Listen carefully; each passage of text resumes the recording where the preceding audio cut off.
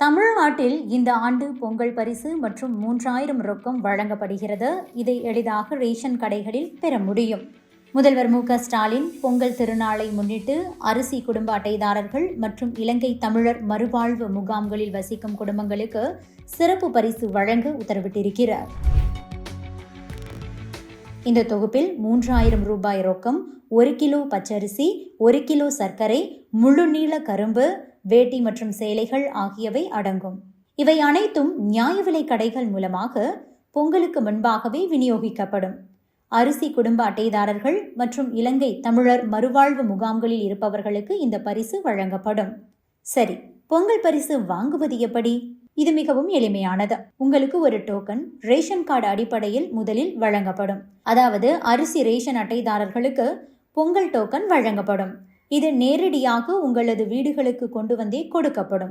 ஒருவேளை நீங்கள் வீட்டில் இல்லை என்றால் பொங்கல் பரிசு டோக்கன் மீண்டும் ரேஷன் கடைக்கே எடுத்துச் செல்லப்பட்டுவிடும்.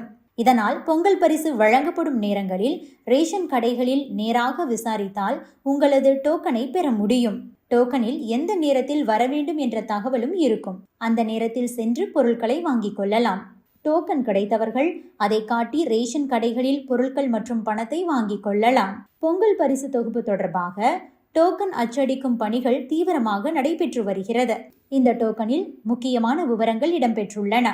தமிழ்நாட்டில் 2,22,00,000 குடும்ப அட்டைதாரர்களுக்கு பொங்கல் பரிசு தொகுப்பு வழங்க தமிழக அரசு திட்டமிட்டிருக்கிறது. பச்சரிசி, வெல்லம், ஏலக்காய், முந்திரி, திராட்சை, நெய் உள்ளிட்டவை பரிசு தொகுப்பில் இடம்பெறுகிறது. கூட்டுறவு மற்றும் நுகர்வோர் பாதுகாப்புத்துறை இது தொடர்பாக வெளியிட்டிருக்கக்கூடிய பொங்கல் பரிசு தொகுப்பு 2026 ஆண்டு டோக்கனில் என்னென்ன தகவல்கள் எல்லாம் இருக்கும் என்றால், கடையின் பெயர், குடும்ப அட்டைதாரர் பெயர், குடும்ப அட்டை எண், கிராமம், தெரு, டோக்கன் எண் ஆகிய விவரங்கள் இடம்பெற்றிருக்கிறது. கடந்த வருடம் இதே காலகட்டத்தில் ஜனவரி 9 முதல் தமிழகத்தில் உள்ள ரேஷன் அட்டைதாரர்களுக்கு பொங்கல் பரிசு தொகுப்பு வழங்கப்பட்டது. இதற்கிடையேதான் அரசு பொங்கல் பரிசுக்கான கரும்பு கொள்முதலை ஜனவரி மாதத்தின் முதல் வாரத்திற்கு பிறகு மட்டுமே தொடங்க திட்டமிட்டுள்ளதாக தெரிவிக்கப்பட்டிருக்கிறது. வருகின்ற 2026 ஆண்டு ஜனவரி 14 தை பொங்கல் திருவிழா கோலாகலமாக தொடங்கப்பட உள்ளது. வரவிருக்கும் பொங்கல் பண்டிகையை முன்னிட்டு தமிழக அரசு ரேஷன் அட்டைதாரர்களுக்கு 3000 ரூபாய் ரொக்க பரிசாக வழங்க முதல்வர் மு.க.ஸ்டாலின் முடிவு செய்திருக்கிறார். நிதித்துறை அதிகாரிகளின் ஒப்புதலுக்கு பிறகுதான் இந்த முடிவு எடுக்கப்பட்டிருக்கிறது.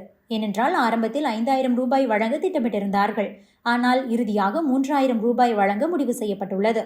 எனினும் மாநிலத்தின் நிதி நிலைமையை கருத்தில் கொண்டு இந்த முடிவு மறுபரிசீலனை செய்யப்பட்டுள்ளது.